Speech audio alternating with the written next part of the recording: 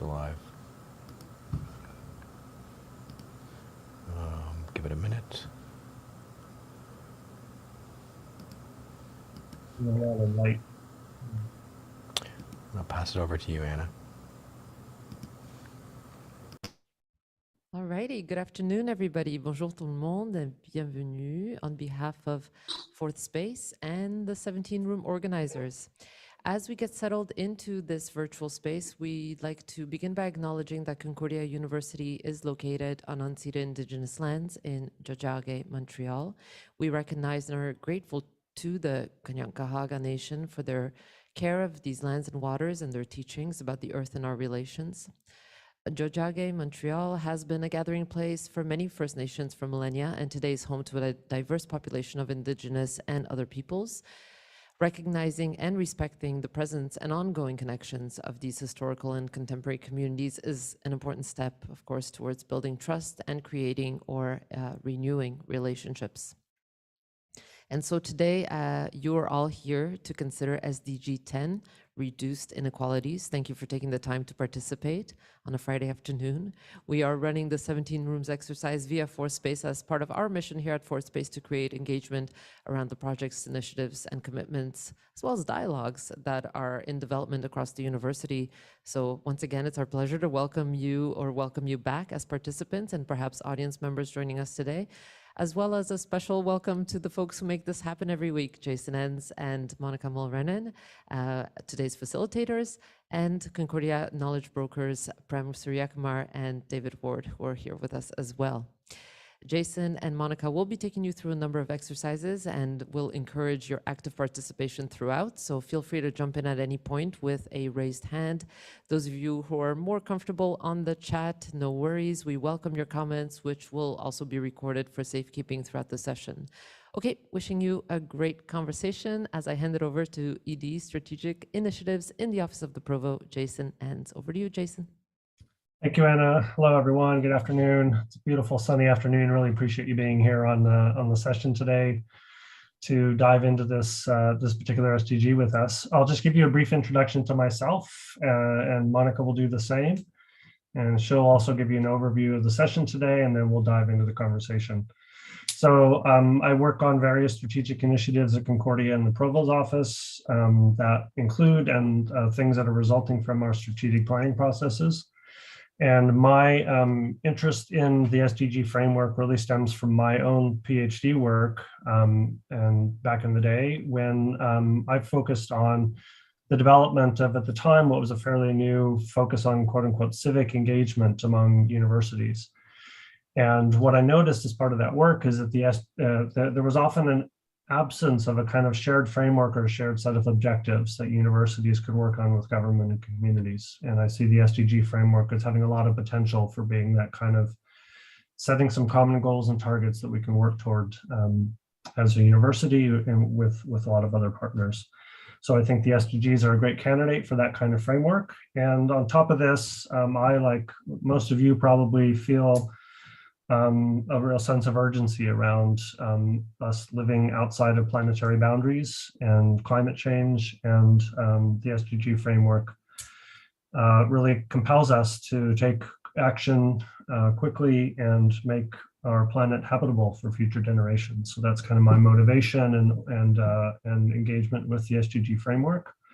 And I'll pass over to Monica to do the same, provide a little introduction, and then we'll get started with our session today.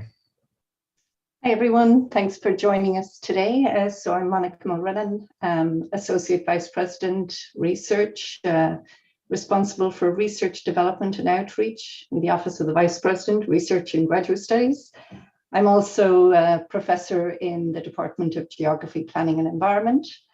And my research, I have worked for almost 30 years with Torres Strait Islander communities in Northern Australia and James Bay Cree communities in the Uishti on a range of environmental stewardship and conservation strategies that are, really designed to support the recognition of Indigenous authority and jurisdiction over their lands, waters, and lifeways.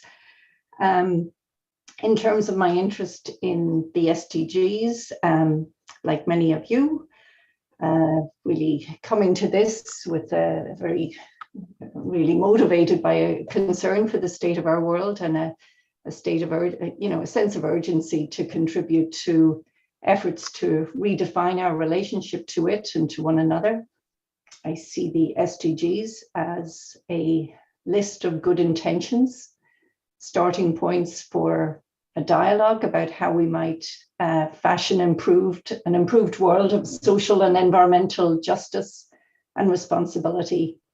And as Anna, reminded us there with the territorial acknowledgement, I think these conversations also present us with an opportunity to advance many of our commitments to reconciliation and responsibilities as settlers and treaty partners.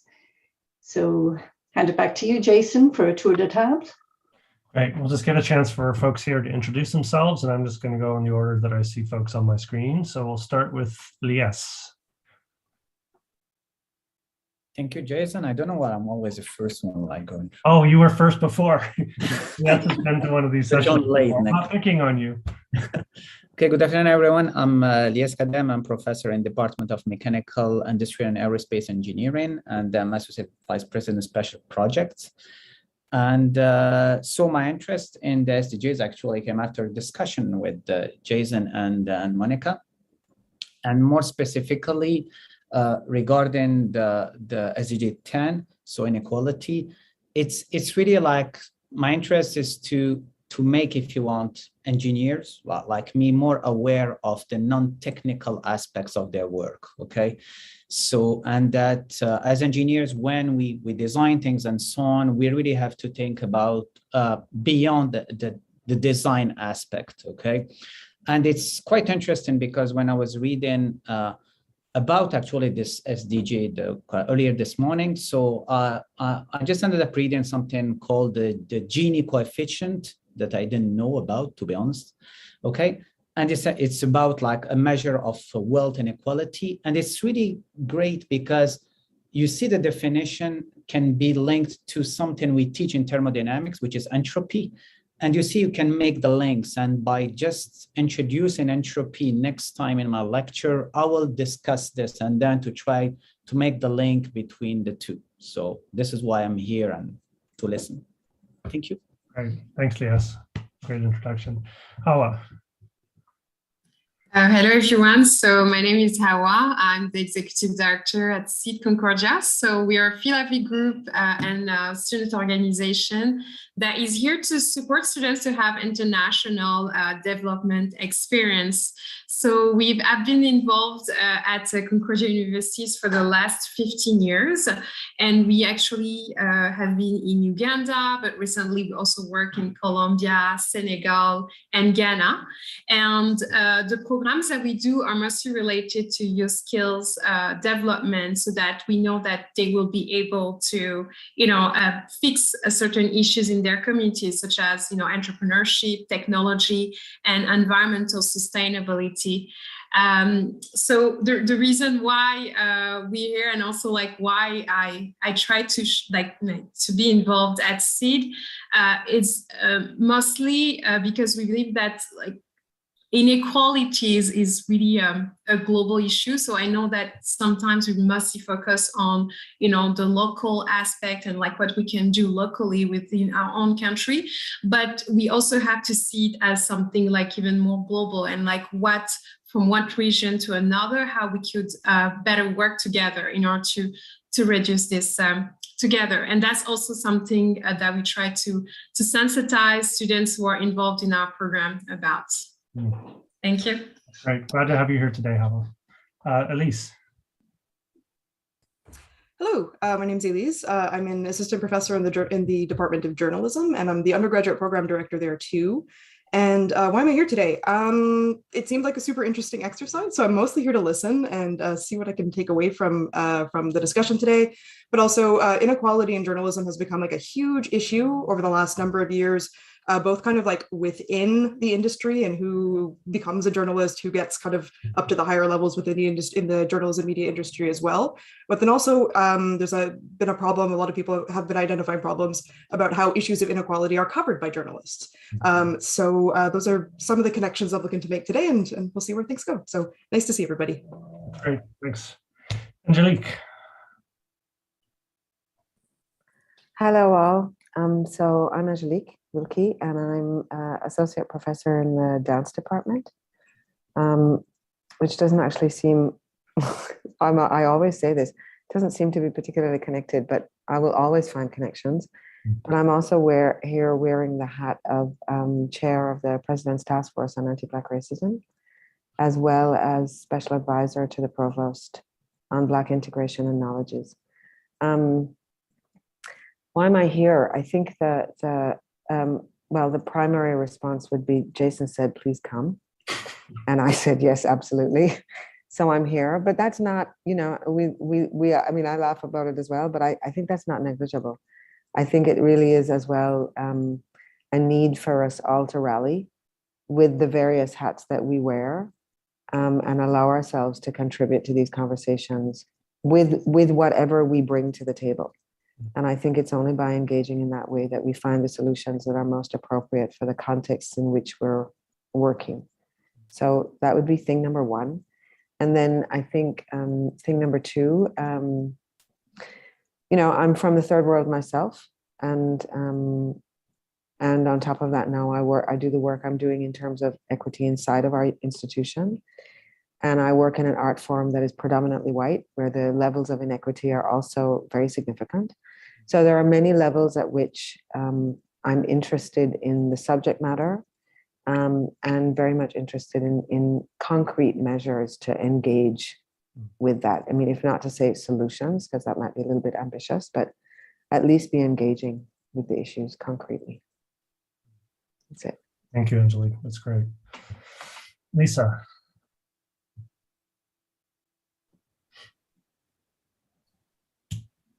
Hi, everybody. I'm Lisa Ostegui. I'm the special advisor, campus life and supports. And what that role at the university does is really supports faculty and students that find themselves in difficult or complex situations.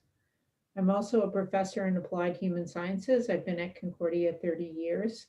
My research interests are really around empowering marginalized groups, particularly victims of violence and people with disabilities.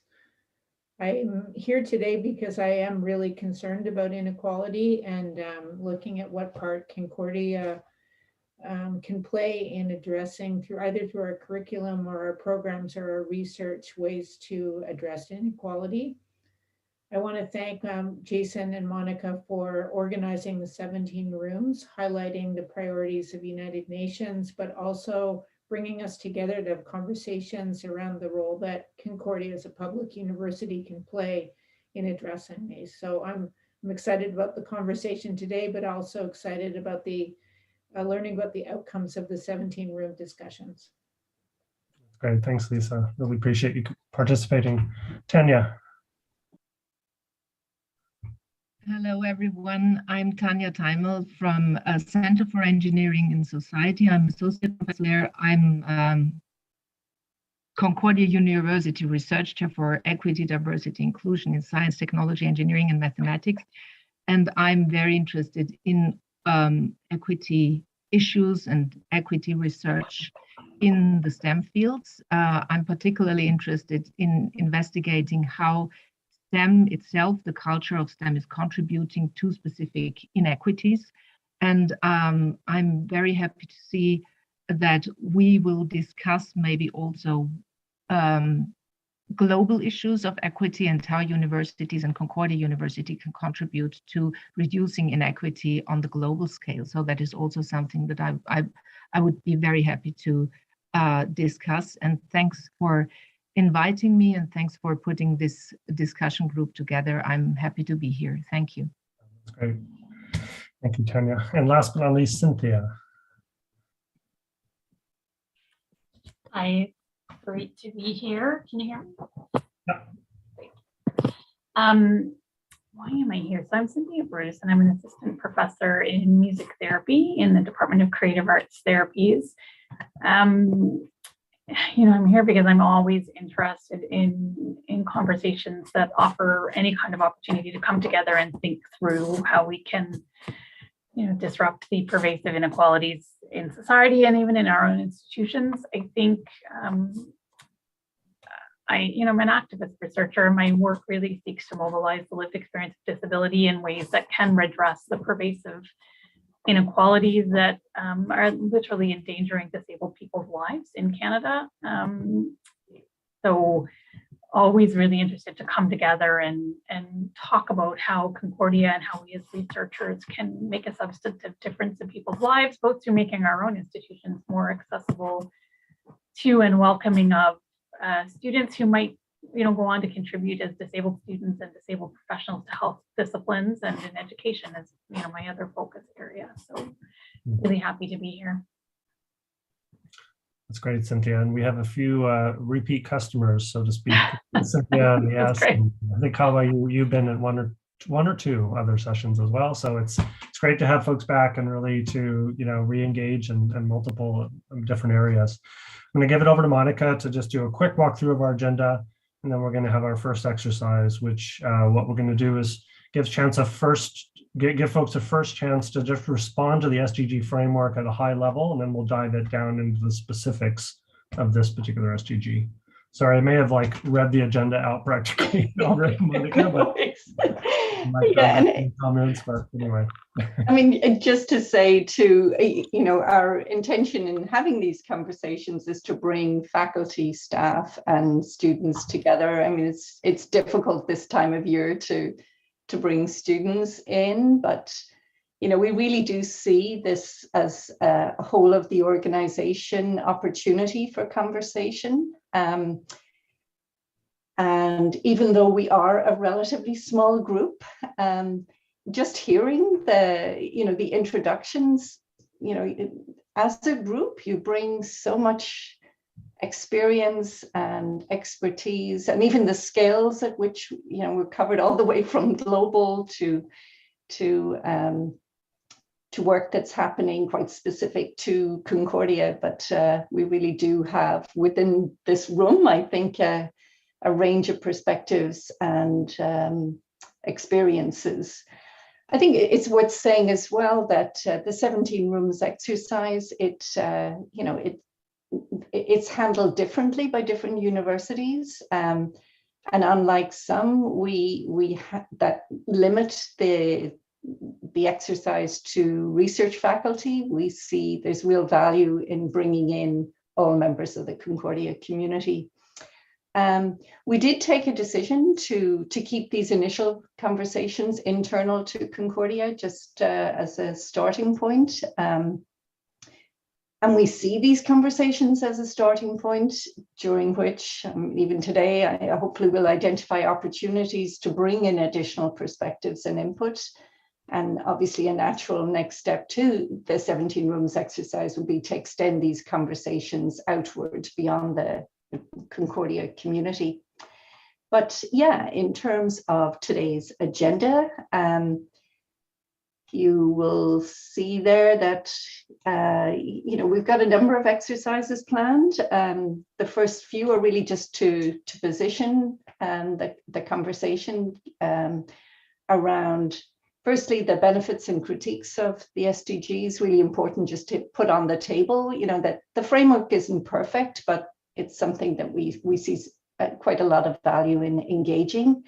We want to just put out there what's happening at Concordia currently, particularly for some of you who are relatively new to the university, just so that you have a kind of landscape view of what's happening. And we've just begun that mapping. It's not complete. And then we'll focus in on the targets that are attached to SDG 10. Really important to drill down into the targets to see what's there and to see what our alignment is with the specific targets that the UN has set, and then to think about how to adapt those targets, to make them more relevant for us. And then later, and certainly a key part of what we're here today, is to brainstorm. Like, what could we be doing? How might the SDG framework help increase the impact of Concordia's activities related to reducing inequalities? And so important for us to consider how we're addressing our commitments to decolonization and indigenization, to anti-Black racism, and advancing the EDI commitments in all that we do. So, yeah, over to you, Jason. I think. Well, let's dive in just very quickly to the two sides of the coin of the benefits of this SDG framework and then the critiques. Just again, kind of orient ourselves and set the frame for folks who may, just as we, before we dive into the specifics to kind of get our orientation here. So I'm just going to identify some 4 pretty commonly articulated benefits. We'll ask you to add anything, elaborate on anything that you think is interesting or that you think is missing here, and then we'll do the same thing on the flip side. So benefits of the SDG framework, first of all, they create a common agenda, facilitating collaboration around shared goals. And this was one of the thing that was attractive to me about the SDGs that I articulated early on is this: you can share these goals across lots of different stakeholder groups and educational institutions, government, civil society, etc. So that makes them very powerful. They're multidimensional in that they connect economic, social, and environmental aspects of sustainability and sustainable development. They place an emphasis on clear and concrete targets and outcomes, and that's what we're going to spend the second half of our exercise looking at, is really orienting ourselves around those targets and responding to those. And they also build a sense of urgency by establishing 2030 as a crucial deadline. They have said we need dramatic change by this point, and it's you see the year 2030 appearing in lots of places as this crucial moment historically where we need to really undertake dramatic change in order to really pivot our orientation as a world community. So those are 4 common articulations of benefits, and some of you have already alluded in your introductions to your own kind of sense of why you're interested in the SDGs. Does anybody have anything else to elaborate on here or add to this list, or something that's personal to you that you think is interesting to note as we kind of enter into this exercise first year? You can, since we're not too big of a group, if you want, you can just unmute yourself, or you can use the raise hand function as well. So anything else that anybody wants to add? Maybe we'll just go straight to the flip side. Oh, sorry, how about you? Were you going to jump in? No, I was about to say, I think it complements to the first point of a common agenda, but the fact that we have SDGs like legitimize the issue that we need to fix. Yeah, that's all I wanted to add. Yeah, and that's one of the I think that's true as a baseline, is that legitimation of legitimation of a lot of interconnected issues. One of the shortcomings of the SDG framework, if we can flip to that next slide, I'm kind of jumping down the list here of the critiques, but it's a question of who's done that validation and legitimization. And one of the critiques is on number 2 here on this list, is that the rights, interests, and perspectives of Indigenous peoples aren't fully integrated into the validation process around the SDGs, which is one important critique of this framework. Skipping back up to number 1, because they are so vast and comprehensive, it's difficult kind of to know where to start and how to engage and how to navigate the interconnections between all the issues. A third critique is that they don't go far enough in addressing root problems, that they identify targets, but they don't really address the phenomenon that have led to the conditions that require us to set these kind of targets.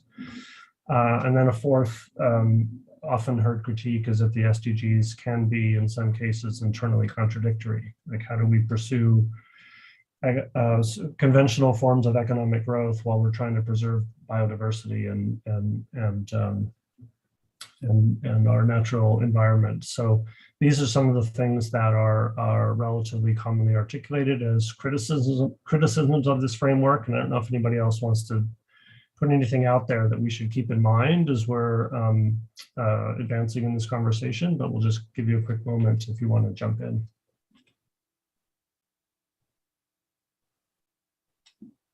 Cynthia, I saw that you had put in the chat that you like the common agenda alongside the multiple perspectives. I'm curious what you meant by that. Well, I just like the notion of a common agenda around reducing inequalities and the opportunity to come together to bring multiple perspectives that are often not heard. So, it speaks to the critique in lots of ways related to the voices that don't often get taken up in these conversations, and for sure, Indigenous voices. I would say often disabled voices are not at all present in our kind of quote unquote EDI conversations. So I think it's a really good opportunity to, to bring our perspectives to the table that are often not represented in these broader discussions. Okay, yeah, super important. I'm not sure if this is a critique specifically of the SDGs, but it's certainly a reflection that has been triggered by what Cynthia just said as well. And I think it's also about thinking, what do we, it's hard to know what everybody means by inequality. And I think that because that's not, and it can't be, it can't be clearly defined. There is no one specific definition of inequality, or unequal relative to what or to whom. And so as a result, I think that's also, it also makes it complicated to find agreement and come to, places, common understandings of what is required and how those things need to change, when in fact the notion of inequality itself is it's a bit subjective sometimes. Yeah, and that's really what the targets part of the conversation is meant to do, is to say, okay, here's what the UN has said that they can agree to. Let's respond to that. And then also think, are there missing things, or the things that are most relevant to us as a community that we want to say are our definitions of inequalities that we want to try to address. Yeah, so that's, you're just getting right into the heart of the matter there, Angelique. Any other? Sorry, can I follow up on that? Because what's so interesting about that really important comment is the fact that we often are trying to move away from talking about equality as much as we're trying to talk about equity, precisely because the notion of equality or inequality is just so difficult to define, because it's understood in many ways by many people, and often misunderstood by those who have the most power in the conversations we're having. So it's an interesting conundrum, I guess, when we talk about inequalities, and we often need to be talking about equity.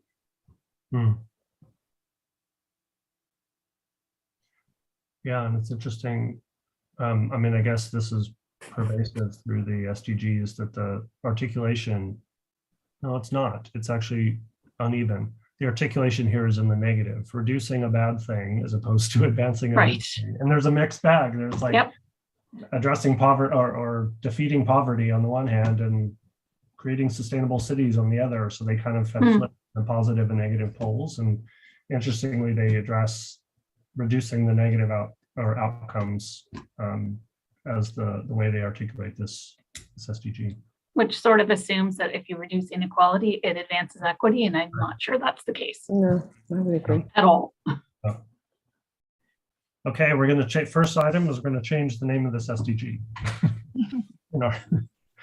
Any other quick comments about just in this kind of benefits and critiques? If not, we're going to. One more thought that comes to mind for me is the fact that without having dug deeply into the SDGs, in general, that in terms of dealing with inequality, and I hear Cynthia loud and clear, the difference between inequality and inequity. It's really not the same thing. But of course, we can't all just get richer. And so, what are we talking about in terms of rebalancing that? We can't just pull everybody, what has become, it's not sustainable. What exists is not sustainable. So it's not about hauling everybody else up to that level. Something needs to shift. This needs to move down. And that is extremely confronting for, I think, the vast majority of people who are, who benefit from the current system. And I mean current system globally, nationally, regionally, locally, our institution, at every level. And so I think that is perhaps in a way that's where the first big challenge sits. How willing is who is willing to change what in order for things to change? I'll stop there. I could say a lot more, but. Can I add something? Yeah, Tanya, jump in. Yeah, so I think that's a great thought, because I'm also thinking of how what is possible with SDGs without a system change, or how much does the system need to change for the SDGs to be reached. And for the equality issue, I cannot agree more to that, and the negation of inequity, reducing inequities, and by this maybe increasing equality or equity, which is a great question mark. But I think they probably didn't know how to word it better. And I also think that it would be important to read the SDGs together with other frameworks like the human rights and also the Declaration of the Rights for Indigenous Peoples. I think it's important to consider these frameworks in combination with the SDGs.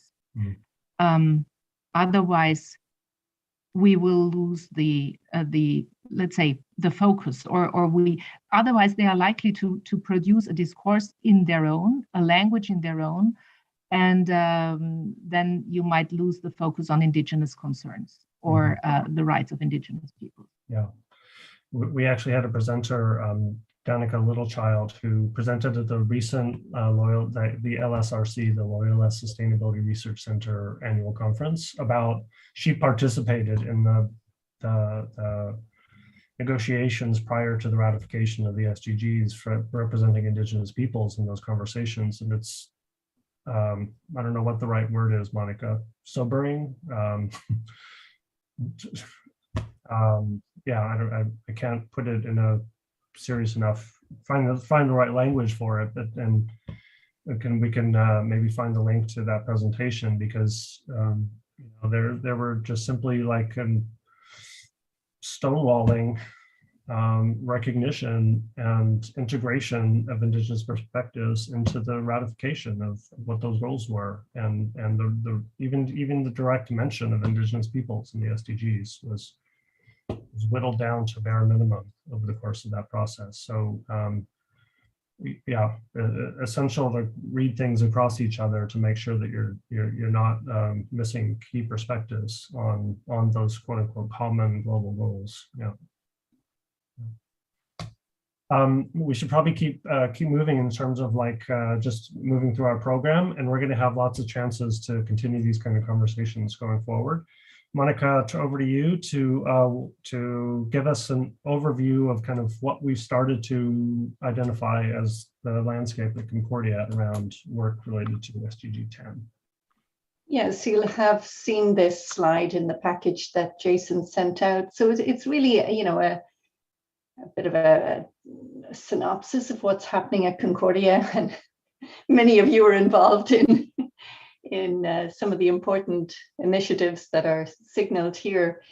So it's a bit of a mapping exercise. We'd like to build out a fuller picture, and if there's we have a moment here to identify maybe some gaps, but the way this is organized, so we have the 3 columns, we have the various research units, some of them at the university level, some such as the Social Justice Center actually doesn't have formal status yet, but all of these very important collaborations happening within the university around some more or less, I mean, inequity, inequality, a difficult one to really nail down.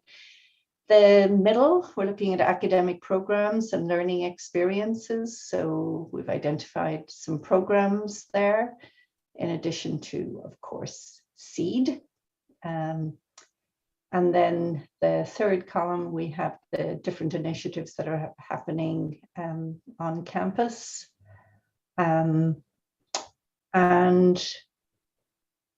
I would, so we're really looking at a fairly high level, things that are, that have a certain visibility, websites, a certain discoverability.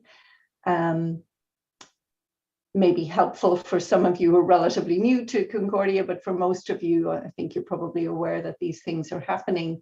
If there's anything that we're missing, I mean, this is a moment to identify that. And Angelique already, the School of Health, absolutely, that very much underway, the search for the dean happening right now, and that hopefully will be an absolutely critical contributor to this SDG, and indeed many others.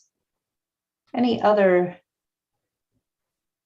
gaps? I should also point out that just within your package, there was a summary of the different publications, not that is, those bibliographic, there we go, thank you. The bibliometric information can sometimes be a little bit problematic in terms of what gets caught in and measured, but we see SDG 10 there as kind of one of our mid performers, let's say, but so we have 58 publications attached to that from the Concordia research community. So and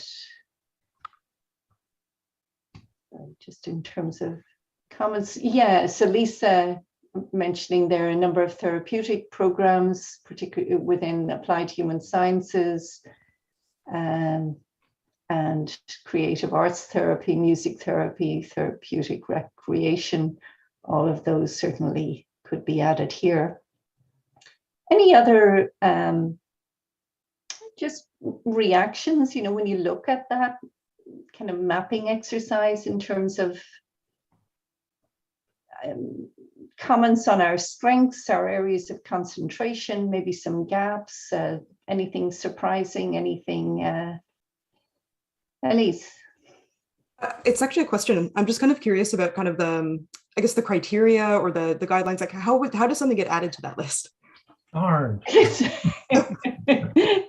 Well, this is the idea of, Jason, you're best placed to answer that. Very, very fuzzy, nothing strict, just trying to like gather a rough sense of what are the major things that we have that seem to be related, and no strict criteria. It's just to be impressionistic about kind of the major components of our research, education, and services, operations, other initiatives, and so on.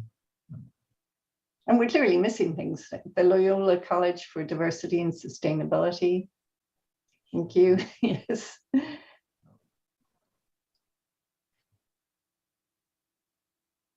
But in terms of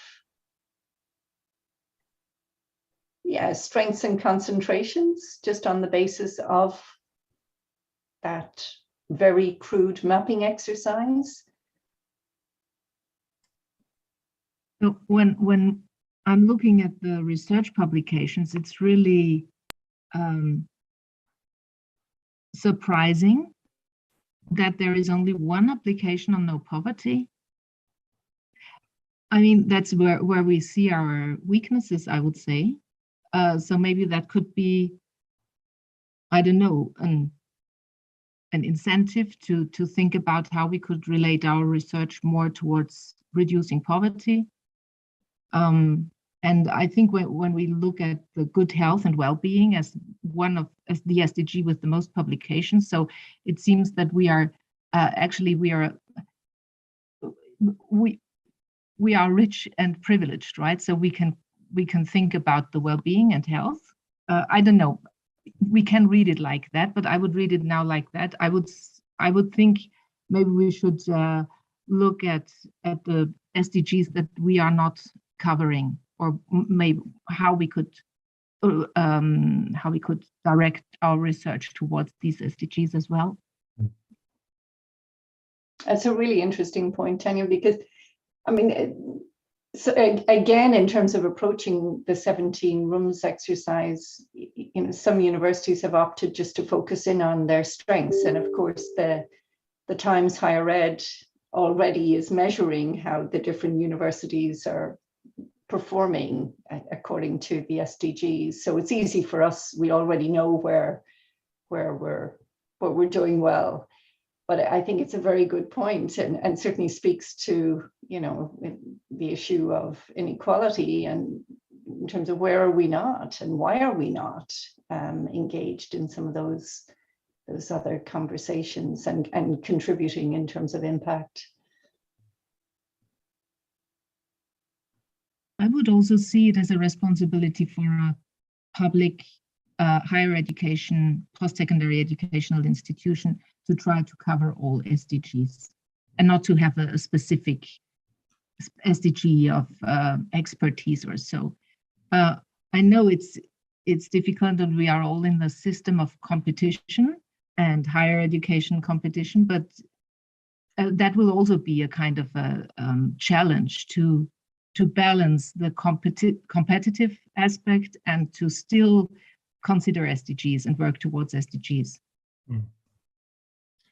Yeah, the ranking is a contradictory exercise in that sense, because it's what does the ranking exercise do? It fosters this kind of competitive culture as opposed to this collaborative culture around addressing all of these SDGs and lifting all the boats in terms of how we take on the multifaceted dimensions of the Sustainable Development Agenda. So I'm curious, and I apologize, I'm probably missing something because I can't see the map or whatever it is you're sharing. Oh. Not your fault. It's not, the screen share is not accessible. There's nothing you can do to make it accessible. I thought I had I'll check it out though, Cynthia, because I thought I had put in the commentary on the image the number of publications that image is referring to, but I'll double check. Oh yeah. Okay. So that's my question. So is it if they're, you know, if we're ranking according to publications, then we're missing a huge amount of work that people are doing to address, arguably to address the SDGs that, you know, have nothing to do with scholarly publications. Yeah. Well, the Times Higher Ed, they are using other indicators, but bibliometrics are in there as well. And again, Jason, you're more familiar with the methodology, but they do look for visibility. So, you know, if you have a particular initiative and you can provide evidence, you know, in the form of a website or some other supporting evidence, then it does seem to count. But Jason, I don't know if you want to elaborate a little bit more on the methodology. That's a whole rabbit hole we could dive down. But it is intended to be multidimensional in the sense of it's not just about publications. There's no, it's about publication numbers usually count for about a quarter of each of the score of the SDGs, with the other parts being institutional initiatives, policies.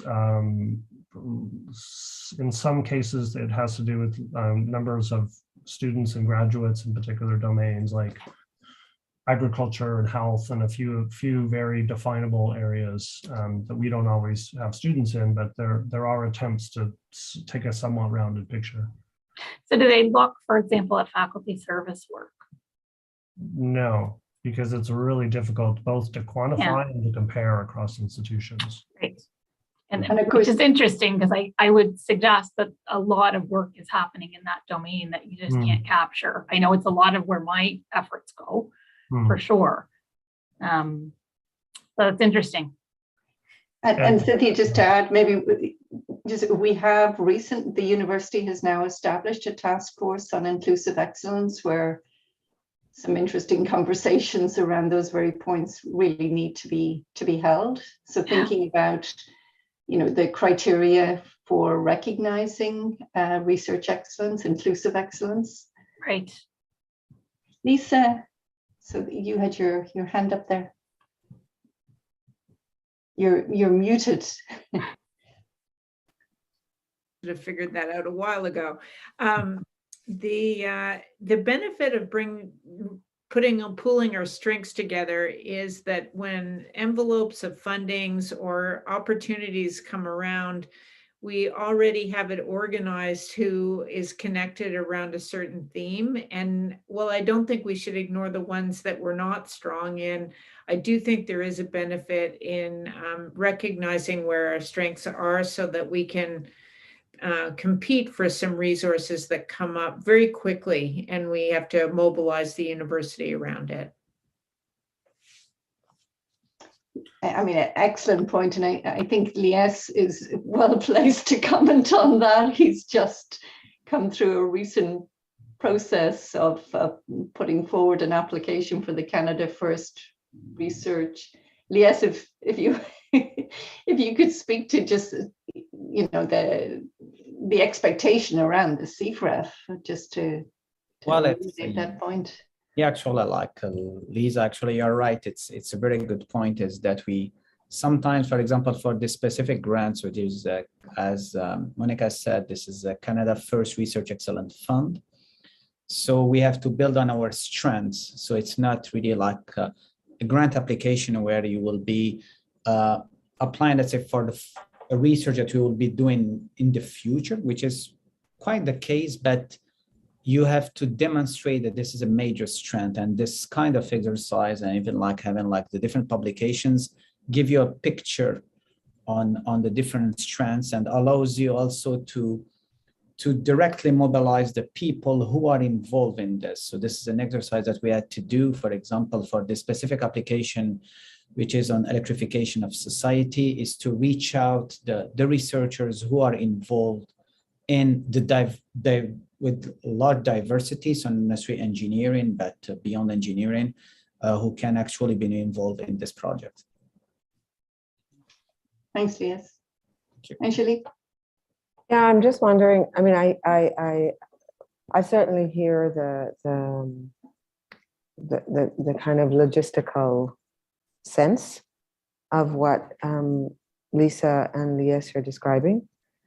And at the same time, the query I have is in the strength-based approach, is to what extent, especially because, of course, that feeds funding opportunities, et cetera, to what extent that mode actually perpetuates a kind of pigeonholing, both in terms of expertise so that you don't broaden, but also in terms of access to resources.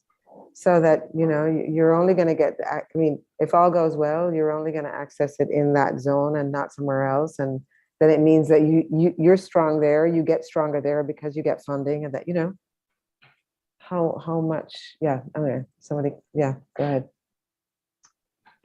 Good point. Yes, you would follow up there? So, well, that's a very good point, Angelique. And it's interesting because this is where you can see that things are changing. So, which means that when you apply to major grants, so you are actually asked and forced to think about aspects beyond the classical technical aspects. So you need an EDI plan, for example, in our application. So we have a specific team, which is the third one, which actually with the objective of looking at things beyond science and engineering, like so equity. So we have, for example, the Center for Social Justice involved in the application, some researchers and so on. So, and it's a good sign, which means that hopefully this mechanism, by forcing us to look like beyond our, like expertise, hopefully this will avoid, as you were saying, like perpetuating this aspect. I think the attention given to interdisciplinarity and major collaborations now helps support some of those connections.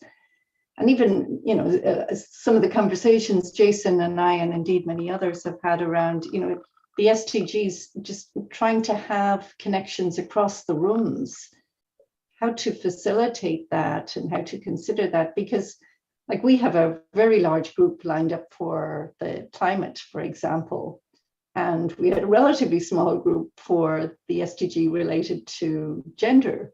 And yet, in terms of those two groups, the mixing of those two, for example, I'm sure you could think of all sorts of interesting combinations, but you know, that's where some of the really some real novelty and indeed transformative thinking can happen. So really trying to support more of that. Conscious of the time. So I think really in terms of just wrapping up this this exercise, you know, we're really asking, in view of all that we are currently doing, how we can be more impactful. So impactful in terms of our efforts to reduce inequality. What, if anything, can the SDG framework, you know, what can it challenge us to do or to do differently in relation to what we're already doing? So thinking about impact both in relation to our own campus as well as, you know, the different scales globally, of course. I think that I'm not sure if we're going to take a break, or Jason, if you want to move into the targets, maybe. Yeah, I think we'll get that part of the conversation started. Let people have a quick break, use the washroom, grab a coffee or something, and then finish really with the brainstorming part. So just quickly here, what we're wanting to do in this view of trying to we're trying to do the both and here. Both identify strengths to build on in terms of things we're already doing that we can amplify, and also potentially addressing gaps that the SDGs point out to us. So we're kind of trying to do that have two-pronged vision here. We're going to look at the targets that the UN's articulated and try to identify for ourselves which of these, because these are articulated for countries, right? The United Nations is a grouping of countries who have responsibility to their citizenry for delivering on these kinds of outcomes. And we're a university, so we need to have that in mind as we're looking at these. But we're going to take a first crack at which of these seem most relevant to us as an institution of higher education, or that we have the most to contribute to. So most relevant to us, or that we have the most to contribute to. And the way that we're going to kind of read the room here is we're going to ask you actually to respond to a poll. So there are 10 targets articulated here that you see on the screen and that are showing up now in this poll. And what we're going to ask you to do is, out of 10, select 3 that you think we as a university have the most to contribute to, or that are most relevant to us. So we can either build on strengths or things that we need to pay more attention to in that list. Cynthia, does your screen reader read out the poll items? Yeah, it does. It might take me a little bit longer to go through them than other people, but yes, it does. Sure. Okay, great. So we're going to take a couple minutes here, as long as we need, and respond to this to try to help us understand where we might place some focus and emphasis in our own thinking about our work related to reducing inequalities.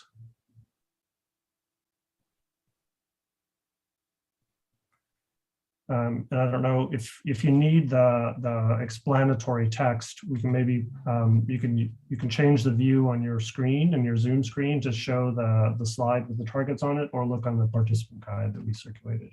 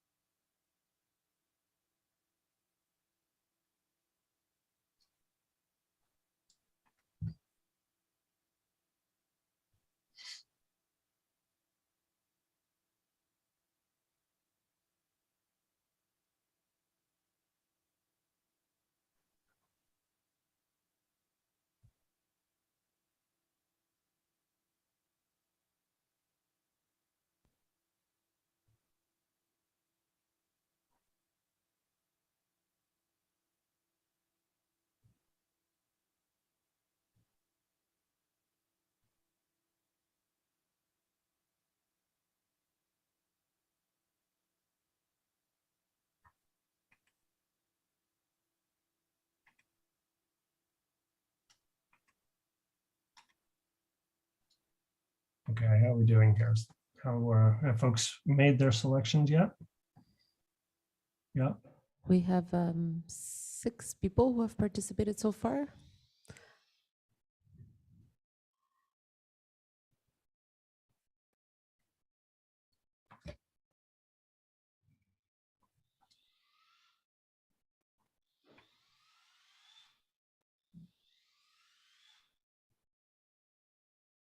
Okay.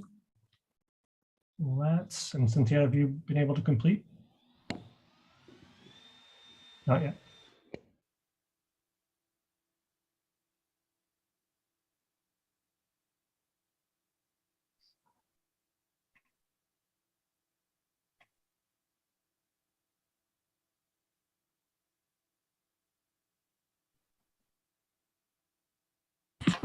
Yeah, I'm not sure what's going on. I kept trying to check the boxes and it's not checking. And now Okay. the poll thing seems to be gone. Oh, okay. Do you want to, you can just tell me which ones and I can submit one. Yeah, I could if I could remember them. Maybe it was Okay. number 2. Or 2 is possibly. promote universal social and economic political inclusion. Yeah. Yeah. And number 3, maybe was that discrimination? Ensure equal opportunities and indiscrimination. 3. And I can't remember what the other number was. What was about responsible migration? Remember. Responsible and well-managed migration policies. Yeah. Awesome. I have submitted for you. And Thank you. results, please. What do we see here? I thought that this would probably be a top-loaded list, although there is that 10B in the bottom. Interesting. So we have as the top item 10.3, ensuring equal opportunities and end discrimination, with the longer description of that being around ensuring equal opportunity and reduce inequalities of outcome, including by eliminating discriminatory laws, policies, and practices, and promoting appropriate legislation, policies, and action in this regard. So that's the top item that probably 6 out of 7 of you responded to. And then in the second most voted, we have 10.2, which is promoting universal social, economic, and political inclusion. And 10.4, adopting fiscal and social policies that promote equality. Next, interestingly, is encouraging development assistance and investment in least developed countries, the international dimension. And then 29, the general first item at 29%, sorry, the first one about reducing income inequalities. So I'd be curious to hear from folks why you made the selections that you did, or do you want to, what do you think is notable about the outcome of that poll? Do you want to defend one of your responses that others didn't vote for, or do you want to give some explanation to the ones that you think are most relevant to us as an institution? And while you're gathering your thoughts about that, what we're going to do next is actually flip the script and think, if we were articulating our own targets as an institution, what might they be? So first, we're just responding to the UN targets. Which of those seem most relevant? What were folks' feelings as they were responding to that poll, again, which is articulated for countries as opposed to educational institutions in particular? So it was hard to choose only 3. Interesting. But because there were a number that I resonated with that other people chose, but I focused on migration policies because Canada still has a particular problem around immigration and migration and families, for example, with disabled children. And we have a pretty abysmal track record and have refused entry sometimes because we feel that kids with disabilities will be a burden on our healthcare systems. And so, for Canada, who claims to be a bastion of human rights, it's an appalling and very difficult, and we've seen it. Even faculty members at York recently had to leave their jobs and return home because they had a child with a disability that they weren't willing to admit. And they don't get a lot of press coverage, interestingly. Yeah. We get to talk about journalism, right? It's not something, we're not hearing about that very often in the media necessarily. Yeah. And the role that universities can play there potentially is in an advocacy and policy development space. Absolutely. Yep. Yeah.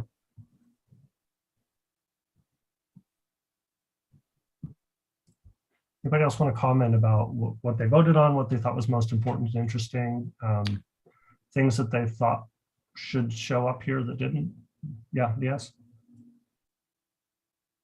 Well, my first pick was encourage development assistance and investment in least developed countries. So I'll defend this one. Okay. So so because I found that this is interesting, like this one thinks more globally. Yeah. So that it's not really like us in this case in a rich country and so on, but thinks more globally. So, and well, what's the role of university in this case is education.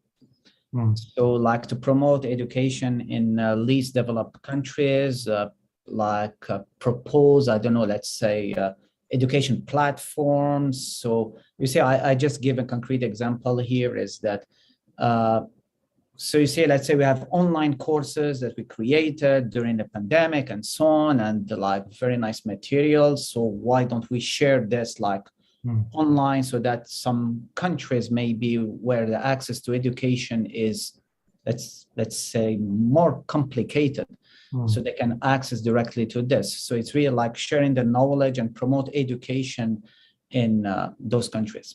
So, and I know what I'm talking about. I'm coming from like developing countries, like developing since the 5th century.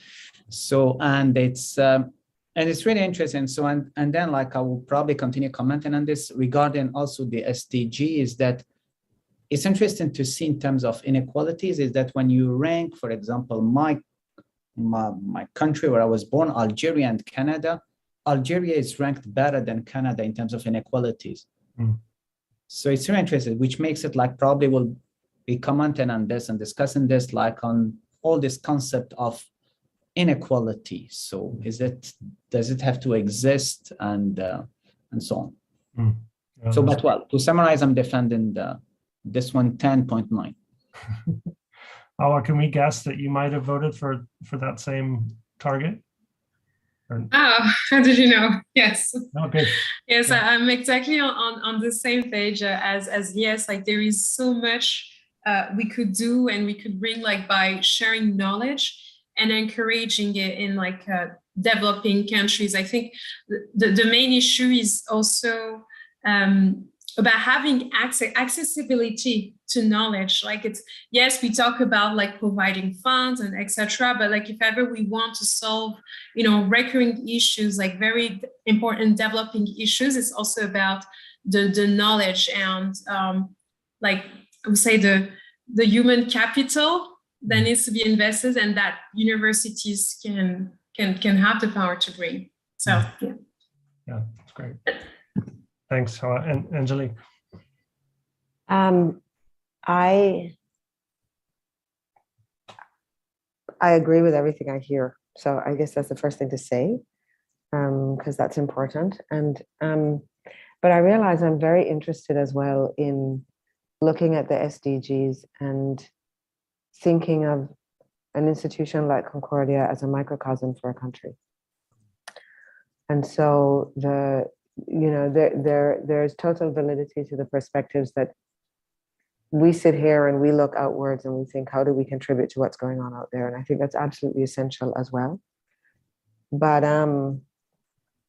I feel as well that then that one of the dangers, it's a big word, but those tend to be then institutional objectives, or like Concordia as an institution does this or that.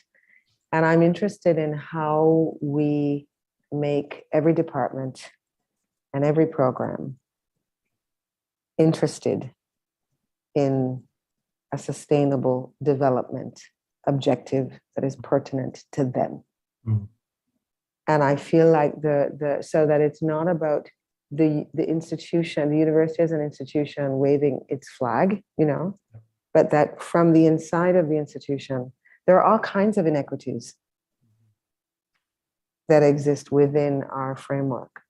And I mean, I hearken back to what I was mentioning earlier in the conversation about, you know, it's not just about pulling everybody up. It's like, how do we modify, you know, how can we look critically at our own systems and revisit them where necessary, realign them where necessary.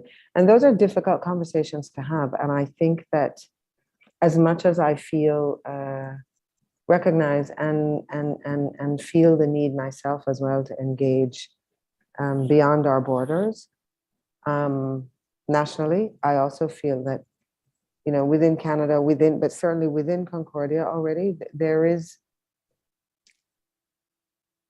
space for us to self-examine. And I think those conversations are often harder to have. And that's for me where some fundamental work is necessary. It's much more challenging in a way.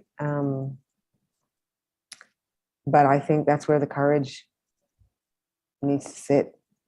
And I think if we're able to engage in those conversations, they potentially allow us to look further with a different lens. But the reverse is not always the case, I find. So it's just that we don't end up in a situation where we're doing one and not the other, you know? Yeah. Exporting our inequality work. Exactly. Exactly. I'm sorry, that's crude, but. No, it's crude, but it's true. I mean, I do, you know, the reality is there are the inequities that are part of our various modus operandi kind of thing are endemic to ways of thinking and positionalities, and how we question those is important.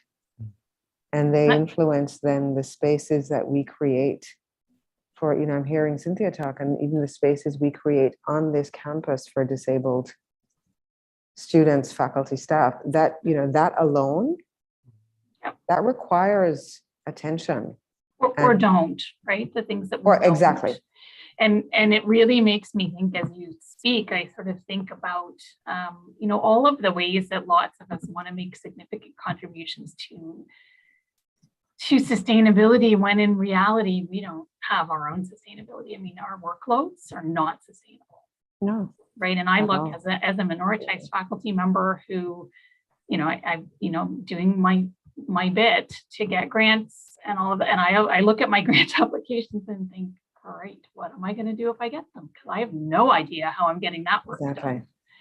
And it's and as one who, you know, everything I do takes longer. Just because of the ways that I work, and it's just not sustainable. No. And we lose good people, or we can't attract good people because of our own internal inequitable systems. It's a really important point that you make.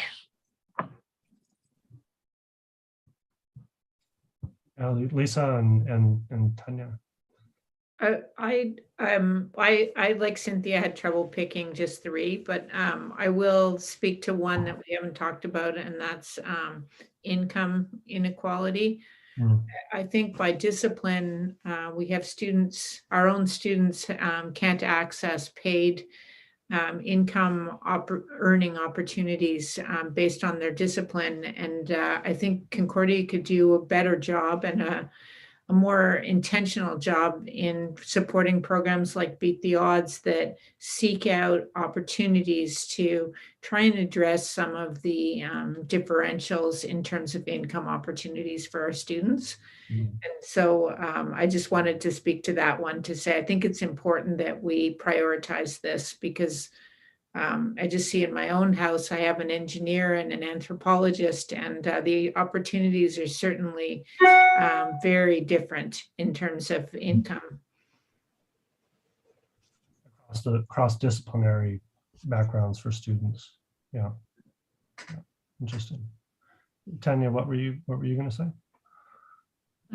I wanted to say that actually I selected those who I felt I have an impact, or I could do something, and I did not select the goals which I think were the most important, and one of the most important for me would be monitoring of the global financial market. But I do not feel that in my position, I have the power of doing that. And that brings me to an important point, an important aspect, which is the net of power and where we are and where is our position actually, and where do we position ourselves. And the Sustainable Development Goals remind me that universities are not only knowledge producing and educational institutions, they are economic factors. So I think Sustainable Development Goals require to understand universities also as, let's say, political factors, the politics of higher education. I think $21 billion are alone the value of international students they bring annually to Canada. So there is a huge Canadian interest in international students, for example, which is an economic factor. And these international students are making Canada bigger and stronger, but probably not the rest of the world. So and that's also the politics of the funding institutions. What Leah said about the NSERC or the tri-agency, I mean, that's completely true. But their political agenda is to strengthen Canada. And when we talk about balance and about global balance, then we have to think beyond Canada also. So what does it mean when students want to come to Canada because they get a better education here, because they believe that they get better education here? This means that these students have to leave their countries, and Canada is benefiting from them. So I think these are equity considerations that I feel sometimes I don't have the power to influence that, but I think we should also reflect on them and understand our own position in this. Yeah.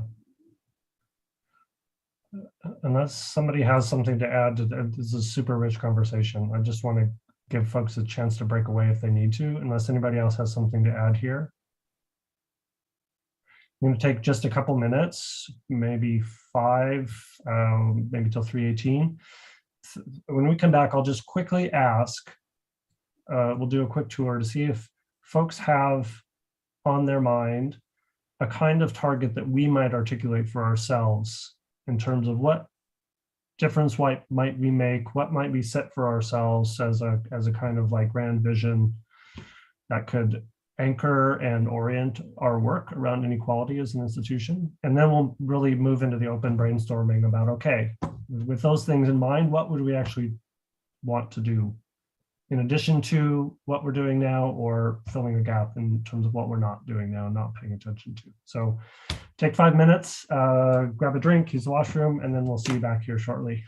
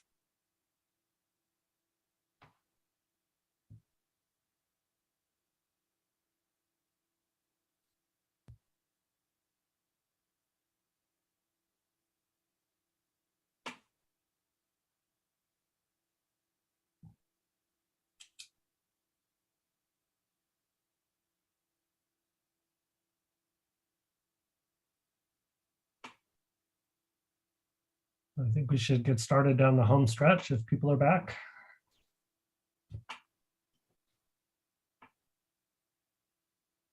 Tanya, is that a security camera in the background behind you, or is it what is that? A spotlight? Yes, it is a security camera and an owl. So And here an owl. Okay.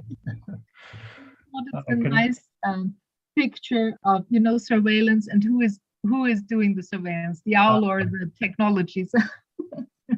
I'm using this background for my course, Impact of Technology on Society. So I think it fits well.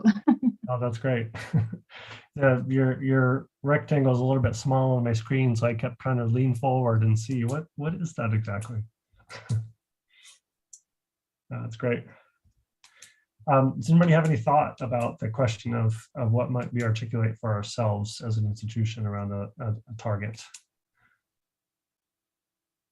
And if you feel free to dump it in the chat or say it out loud. Just really curious. One of the outcomes of this process that we want for ourselves coming out of the 17 rooms and thinking about our engagement with the SDGs is to hopefully identify a few, and we can't do everything, a few things that we can really pay concerted attention to. Again, building on things we're already doing, potentially filling in some gaps. I'm just curious if anybody has thoughts about, I mean, we've articulated our relationship to the UN's targets. Are there things that people would put forward? I mean, it may be coming up. I mean, Angelique, you're working on a set of recommendations. There's going to be things to target coming out of those recommendations. We had, Lisa, you'd worked on the DDI assessment and action plan for a long time that articulates a number of things that we need to pay attention to. Just curious if anybody has a top of mind thought about that notion of what we might set for ourselves as an institutional target. I just really think if we want to do this work well, then we have to do it well within our own quote unquote walls, right? If we're not paying attention to the inequalities that exist within the institution itself, then we're not. Yeah. I mean, you know, at best we look hypocritical, but at worst, it's not going to be work we can actually do. Yeah. Yeah, I agree with Cynthia. And I think that really means being courageous enough to have the conversations we're not having. And I just don't think necessarily building on our strengths is going to ever cut it, because it allows us to ignore our responsibility institutionally for having the really hard conversations that take us into the places that we aren't doing well and dig into the reasons that we're not doing them well. Mm. And those are the hardest conversations to have, and they tend to be the most I'm going to say most threatening for the people who have all the power. And I don't mean that necessarily hierarchically, right? I'm not saying that that's the most threatening for the people who hold the highest offices, but for the people who traditionally have embody the most privilege and power. I can only second Cynthia and second Cynthia and second Cynthia. I really easy, right? Yeah, no, honestly, I feel like, yeah, without wanting to repeat myself either, I feel like it is absolutely essential for us not only to be looking at the way the institution engages with the world, what is the world of the institution, and how do we address that very concretely in all of the nitty-gritty. You know, I mean, a conversation about inequality should be happening in every department. In every department, because amongst our students, that's a reality. And we, you know, I mean, I've had so many conversations over the past couple of months as well with all kinds of different stakeholders, et cetera. And I mean, even just hearing faculty members say, I have students in, you know, various situations of difficulty in front of me, but all I hear from administration is that I'm not supposed to intervene. I mean, what, and it's, so for me, honestly, it gets harder and harder to be talking about how we engage with the outside world if we can't, you know, what are the rules in place? And how do we look at them? How do we question them together? How do we make sure there are mechanisms that allow us, and I'm not saying the rules need to be chucked out the window, no, not necessarily, but how do we question those mechanisms together so that they're actually responding to the needs that we recognize rather than function almost in abstraction of the needs that we're seeing. And that's just one example, you know.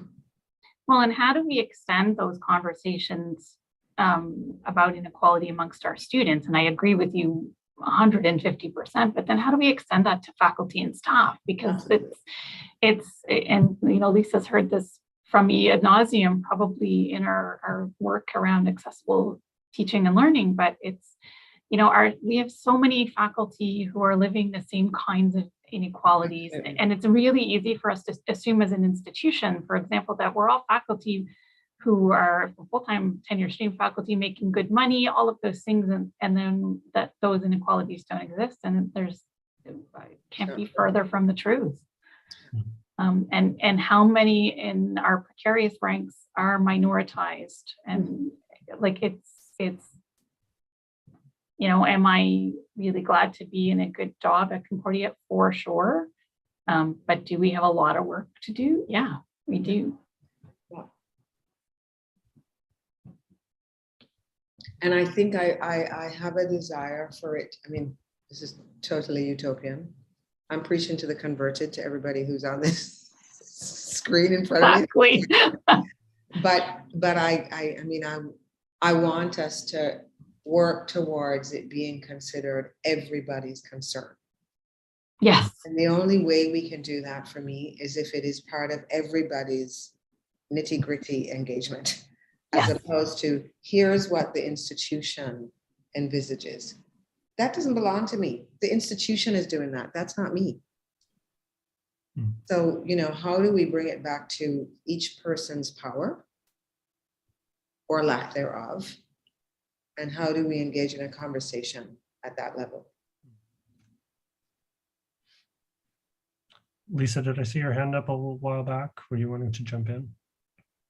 Oh, muted again. Twice in one call, Lisa.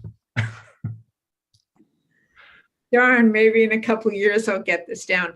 I couldn't agree more with what Cynthia and Angelique are saying. And I do think as a starting point, you know, because I was involved with the work group on EDI and the recommendations weren't concrete like maybe you're asking for right now, Jason, but they were more around a framework to engage everybody in thinking about this rather than having a particular office as the sole responsibility for equity, which will be impossible. But I do think the equity office is a start on pulling some of these areas that we need to work on together and having concrete plans. I think in terms of what you were asking, Jason, is what concrete things can we say? It's so broad that it's hard to be concrete, but I think we have a number of ongoing concrete initiatives, the task force recommendations, the equity office's work. I think those are things that we can start to point to, but I agree that it isn't just an office, it's everybody needs to feel it. Yeah.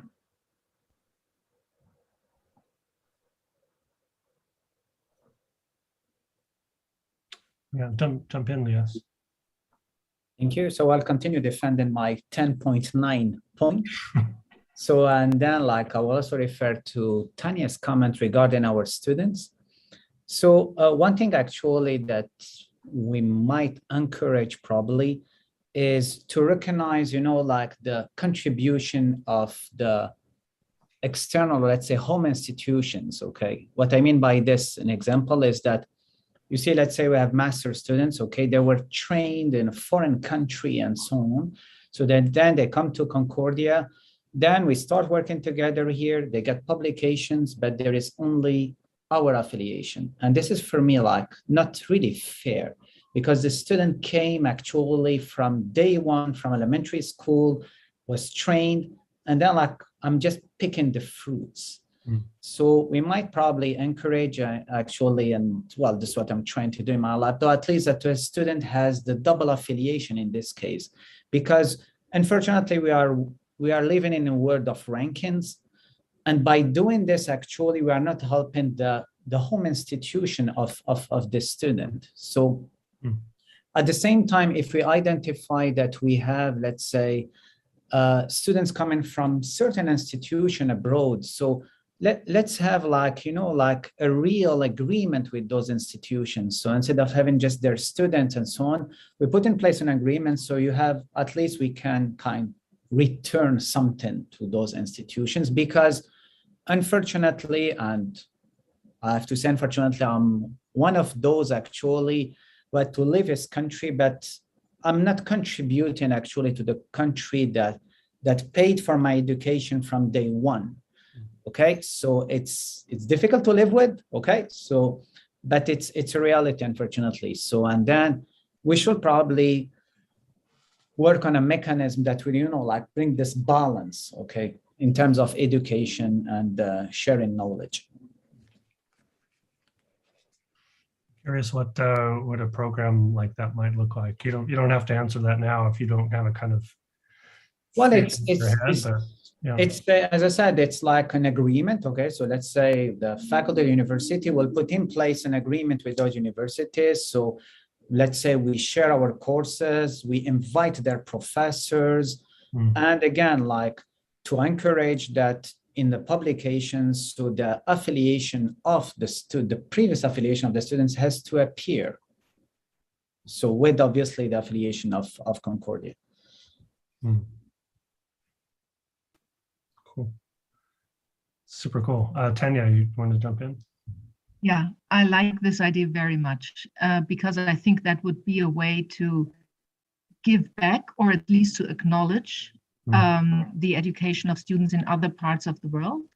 And it would immediately strengthen also these universities, because they would show up in the publication lists as well. So I think that would be a great idea. Now, what else could we do as university? I mean, what I have in mind very often, and I think maybe now it's the place to talk about that, but when we think of Concordia merchandise articles, I mean, T-shirts and so on, are we paying attention to where these T-shirts were produced, if they were produced ethically? So I think this would be a small step towards thinking about reducing poverty, trying to use or trying to make economy more ethical. And that could also be an idea. What could be done? Yeah, there are fair trade food-related purchasing practices that have been instituted in the last 5 years or so, 5 or so. I don't know exactly. I don't know about other merchandise, if anybody happens to know that offhand. That's a great idea, though. Just on that point as well. I mean, some of the onus, obviously, in terms of publication name, I mean, that's with the journal, right? Concordia doesn't have so much say over that.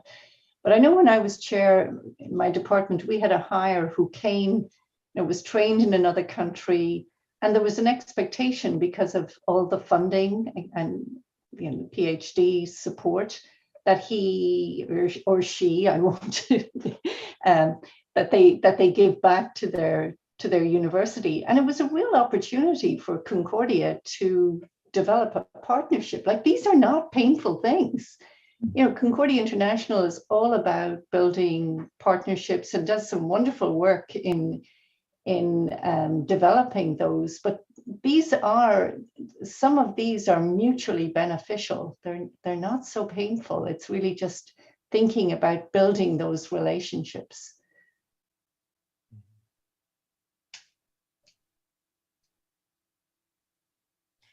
Curious if anybody's able to articulate. And this, yeah, I don't want to get trapped in the over quantification of work that is multidimensional and complex and not easily measurable, etc. But like, if we were to say 5 years from now, here's what we'd love to see Concordia have achieved with respect to addressing inequalities or advancing equity, the negative or the positive side of that articulation, what might we put out there as our kind of North Star? It's hard, sometimes it's easy to get in confrontation with the everyday realities of the current system we're facing, to get bogged down there. And I'm curious if there's something that doesn't diminish the work at all, but I'm just wondering about the big aspiration. Awa, did you have something to say? Yeah, to respond to your question, I think one important mandate of universities is really to build the knowledge of not necessarily future leaders, but future citizens. And I'm thinking about like how we can sensitize further our students. I know like students are already well aware and like many of them are actually aware of like what's happening around the world, but do we provide them the tools to like contribute to it in a better way? Do we encourage experiential learning that is actually linked to like sustainability or any other issues that we try to solve with those SDGs? So yes, that's what I think like Concordia University could bring in order to have a long-term impact. Because if we give them a seat for one time in their life, like they could bring a lot of change for the future. That's great. Anybody have a response to that or an idea about what form that could take or what that might look like? Yeah, so like basically, for example, I'm thinking about the program like SEED, so where we provide them internship in international development activities. So yes, like we have our courses, but I think it's very important that we get them involved into activities where they know that they are changing something. So like if ever they can have credits for the community development project they do, or courses directly related to it, but where they can have their hands on the work, internships, or we have so many different student associations that try to change things within not only the Montreal community, Concordia University community, like how do we link it to their academic career? Because I feel like, for example, we have so many of them getting involved in very interesting student association and that provide change within their own community, but how is it linked with their academic career? Yes, they network with others, they learn skills, but do they have credits for that? Is it actually rewarded in their own transcripts?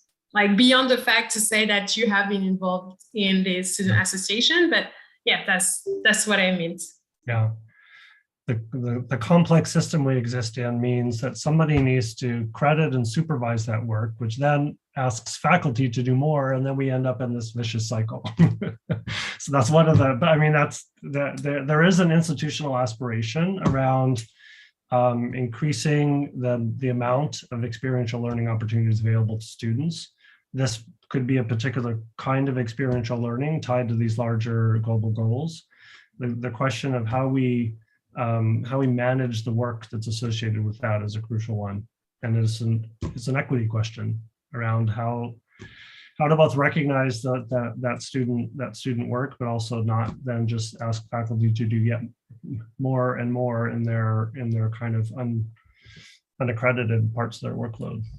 I mean, if I can, Jason, I think that's also, I don't necessarily have an answer, I'm just kind of musing, but it also is an opportunity potentially to think about how we engage with community leaders, and in what way they're not faculty members, but how, like I said, I don't have an answer, but how do we engage with, trusted community partners so that they have the possibility to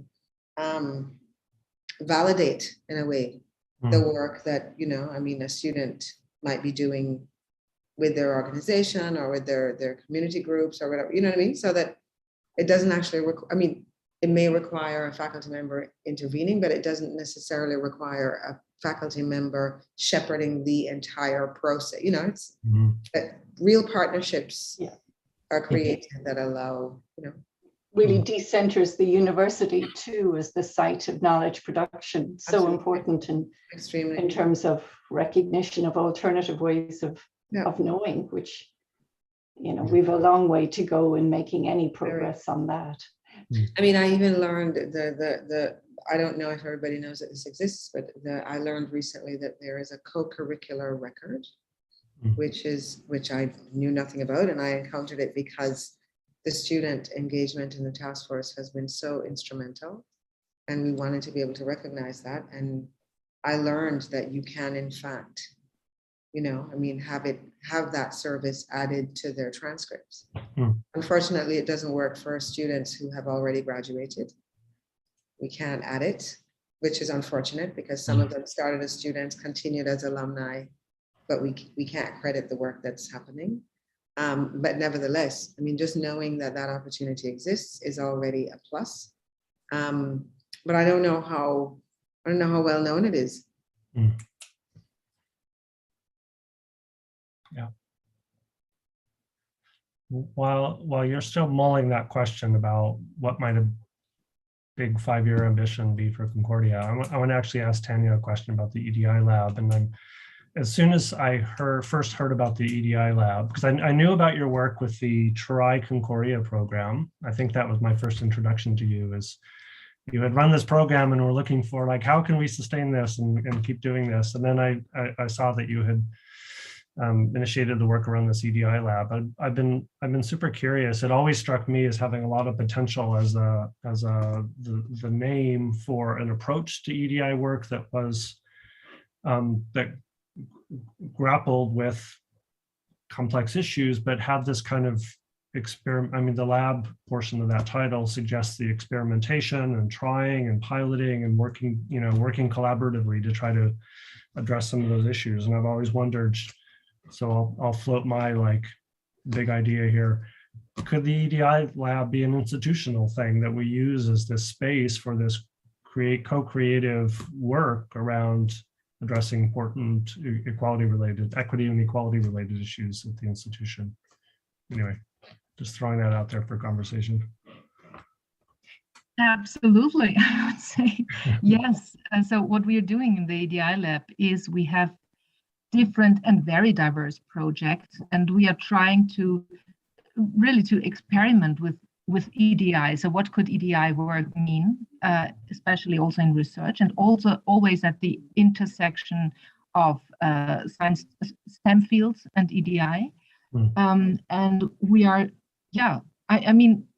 what we are trying not to do is to create boxes, let's say to have work on decolonizing, indigenizing STEM fields, and then work on EDI. So I think this is one of the major challenges also for university, to bring this together, to understand equity work as a work which needs to a certain extent boxes, because there are certain shared experiences of discrimination which need to be addressed. But we should also be careful that EDI is not centering whiteness in its conception. So therefore, it's important what we understand as EDI and how can we do EDI work. So one example of one of the projects, for example, is that we are currently dealing a lot with artificial intelligence and the impact of artificial intelligence on society. And in one work, we are investigating how what impact artificial intelligence-induced industry has on the labor market.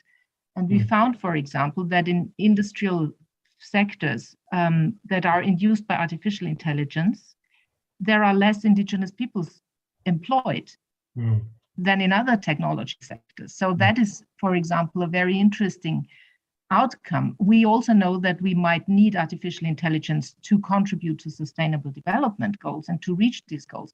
But So we try to, let's say, to shed light on different aspects of a problem, and that is very interesting. Students come from different parts of the world, and that is also enriching the work. So I think that's extremely important.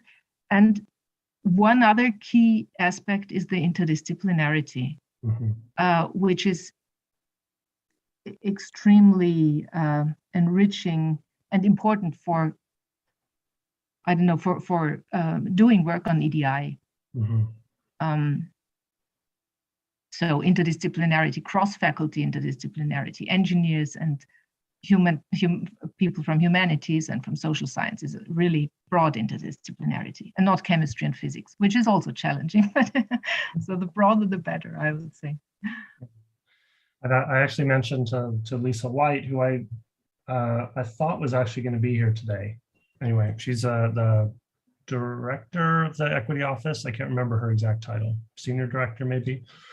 I had actually thrown that idea her way at one point, and she was intrigued by it, but it hasn't had the opportunity to follow up about like how do we bring that kind of proactive, creative, generative kind of ethos to the equity work that her office is involved in, and I just think that's an interesting idea to consider. So if we were going to think big, then why wouldn't we elevate it to the level of an interdisciplinary school of equity studies or something like that? Cool. Similar to the school of health, right? I mean, it would center it in a way that doesn't,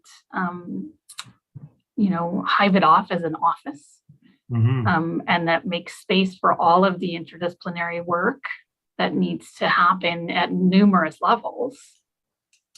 In ways that values it as a field of study and values it as institutional commitment and values it as contribution to sustainability.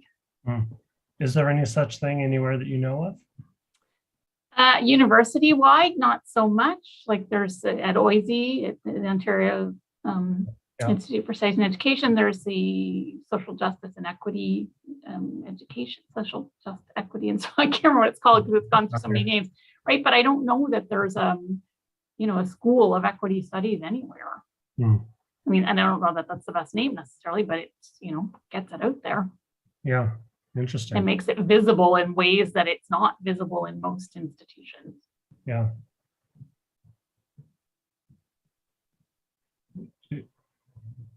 That's cool. I like it. Yeah. Well, it would be amazing because I think what happens in where it exists in individual disciplines, but it doesn't exist really as a significant institutional interdisciplinary space. That sits at the level of of a school or whatever it would be, right? That really makes it that, like, I just think that makes people really take notice. Super bold idea, Cynthia. That's really really intriguing. Well, you asked for a North Star. That's my North Star. There it is. There it is. Amazing. Just wondering, Cynthia, in terms of, say, the new School of Health, how would you see, is there a space within something that's more immediate?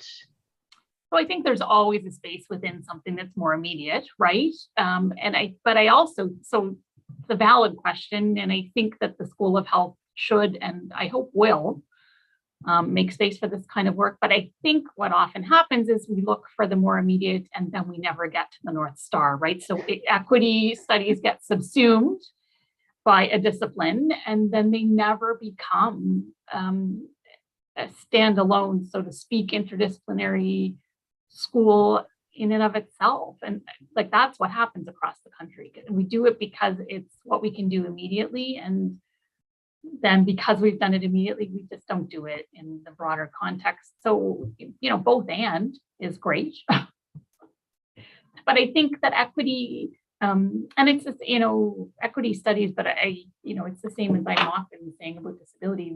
We don't have any visibility even in EDI conversations. We've just started to add accessibility, but we don't even always talk about disability, like in lots of ways. Speaking only of accessibility just accomplishes the erasure of disability as culture and identity. And, we need visibility, always need visibility. We need to be named always. So it would still be my North Star. I think that there's lots of promise in the School of Health. But this also needs to take up education and political science and STEM and, everything.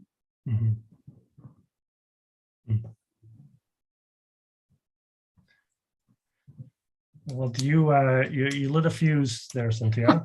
Well, there's my dream for you. I can't say how long the fuse is going to be, but you've lit one. I have. We're about 10 minutes from the top of the hour, and just want to. I want to plant one more seed or pose one more question, and then we'll do a quick wrap up. And it's actually for Elise. From the start of our SDG work, I've always wondered about the potential to engage journalism, and particular investigative journalism, and actually had one or two very preliminary exploratory conversations in that regard. And I think Prem is actually part of one of those. Just curious if you see opportunities not as though I'm introducing anything that you don't already do, but I'm just curious if in relation to the SDGs in particular, maybe including but beyond inequalities, if you see interesting opportunities in journalism for students to use the SDG framework as a basis for projects and inspirations and things to pursue. I think most of our students are doing it without even attaching it to the framework. So many of our students, and I'm sure it's like this in so many other departments, are already coming in super socially aware, super into social justice issues. So in not all of the classes in the journalism department necessarily, but in a lot of them, we kind of let them take the lead on what they want to cover. And 90% of the time, it's that kind of stuff. That and then sports. Generally speaking, everybody wants to do sports too. But yeah, they're super into that kind of stuff. Activism, like journalist, activist, that kind of interplay as well. So I can ramble on forever. But yes, there's huge possibilities for that kind of stuff. And then also maybe getting students involved more in covering that kind of stuff, whether it's for student media, whether it's for larger projects outside of student media, just kind of in their own work, either for courses or for their own kind of professional development. And there's a lot of research work actually going on in the department too about equity, equality, flipping the relationship between journalists and their sources and the stories they cover too. So again, I can ramble on forever, but yes, the easy answer is yes, there's huge, huge connections to be made for sure. Are you part of the Institute of Investigative Journalism? I am not. I work closely with the people who are, but I'm not directly involved in the Institute. I am directly involved in the Center for Broadcasting and Journalism Studies. And there's a few projects that are running out of there, specifically one that I'm involved in with my colleague, Andrea Hunter. It's called the Inclusive Journalism Project, which I think kind of lines up a lot with this, where we're looking to explore different ways of engaging with issues that aren't covered in the news very, very much, or issues that are covered in a very specific way that is damaging to the people who are affected by these issues. Things like homelessness, poverty, migration, immigration, those kinds of things. So engaging more with the kind of, how do I put this? Subjects of the stories who get spoken about but not spoken to. So yeah, there's that work is going on, and I think everybody's very interested in making it bigger and more connections, interdisciplinary ways too. Yeah, Inclusive Journalism Project. That should be on our map of things related to. I didn't want to make it me-centered before, so but yes, that absolutely came to to. Oh, good. We've unearthed yet another thing. Amazing. Any last comments here about North Stars or targets or things that we might challenge ourselves as an institution to do in light of this conversation around the SDGs, around addressing inequalities? Any last thoughts? Circling back to that international one, that international piece. You guys are an amazing crew to make it all the way through to almost 4 o'clock on a Friday. Huge kudos for that. Just want to give us a little space at the end here if anybody wants to make any last. Yeah, no, I can't circle back to the international one, unfortunately, Monica. I wish I could answer you just for the pleasure of it on a Friday afternoon at 4. But I guess my fantasy would be that we manage to create, and this will resonate from the conversation that Monica and Jason we had yesterday, that we can have more cross unit, more transversal engagement around, even the Jason, you mentioned talking to Lisa in the equity office about, this kind of a broader ethos in a way. And I think of Tanya's lab and I think, well, why can't, I'm just spewing. It's not for me to make that decision at all, but, it would be great to have open consultation, but, is that once a year? Is that once every 2 years? But with different people from different backgrounds, so the kind of work that Tanya is doing, but along with the kind of work that Elise is doing, along with Hawa, you know what I mean? It's like where we come with different perspectives, somebody like me from the fine arts, where we come with different perspectives to feed institutional goals. Yeah. But so that doesn't, those two things don't, in my opinion, if they cannot exist separately, that would be great. Yeah. That's a profound fantasy. Love it. Hawa, did you want to chime in? Yeah. No, I just wanted to summarize as well, and I agree with what you're saying, Angelique. It's about having more exposure to different realities. Yeah. Well, amazing, folks. Really super appreciate your diving into this conversation with us, thinking it through. You've been just an amazing set of people to talk to and super inspiring. We feel a deep sense of responsibility for the things that have come up here today in terms of the ideas and the perspectives and the aspirations, and we don't want to overpromise and say that like next week we'll get right on all of this. We have 17 of these conversations to get through before we kind of like distill and crystallize and really identify our institutional priorities. But these are the kind of conversations that will really be the guiding light for articulating what we as an institution want and need to do given the challenge of the SDGs and the 2030 deadline of achieving dramatic transformative change in our organization and in our societies. So deep appreciation for all of your time and contributions today. Would love to keep the conversation going somehow. I think there are things here that actually can get followed up on. Just really wanted to say thanks to everyone for joining and for caring so much and for doing all the good work that you do. Thanks to yourself and Monica for thanks so much.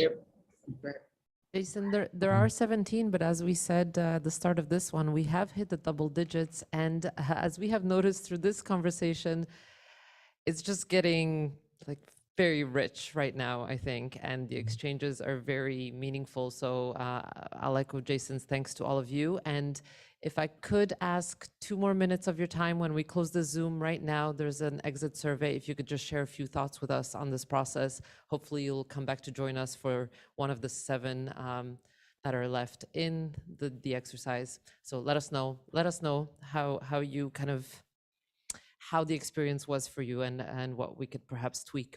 Thanks everybody. Have a great Friday afternoon and see you next time. Ciao. Have a good weekend. Thanks everyone. Bye.